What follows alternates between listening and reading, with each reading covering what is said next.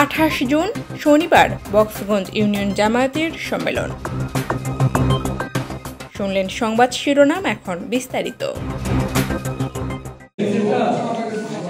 আল্লাহর আইন চাই, সৎ লোকের শাসন চাই, এ প্রতিপাদ্য নিয়ে কুমিল্লার লাঙ্গলকোট উপজেলার বক্সগঞ্জ ইউনিয়ন বাংলাদেশ জামায়াত ইসলামের উদ্যোগে আগামী 28 জুন শনিবার বিকেল 3 ঘটিকায় বক্সগঞ্জ উচ্চ বিদ্যালয় ময়দানে ইউনিয়ন সম্মেলন অনুষ্ঠিত হবে। উক্ত সম্মেলনকে সফল করার লক্ষ্যে ইতিমধ্যে ইউনিয়ন জামায়াত ইসলামী ইউনিয়নের প্রত্যেক ওয়ার্ডে ব্যাপক গণসংযোগ করছে।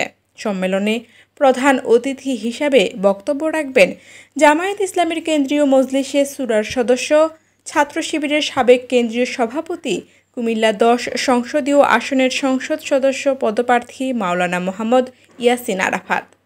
বিশেষ অতিথি হিসাবে বক্তব্য রাখবেন বাংলাদেশ জামায়াত ইসলামীর লাঙ্গলকোট উপজেলার আমির মাওলানা মোহাম্মদ জামাল উদ্দিন, বাংলাদেশ জামায়াত ইসলামীর কুমিল্লা দক্ষিণ জেলার শুরা সদস্য AJM সালাউদ্দিন খন্দকার।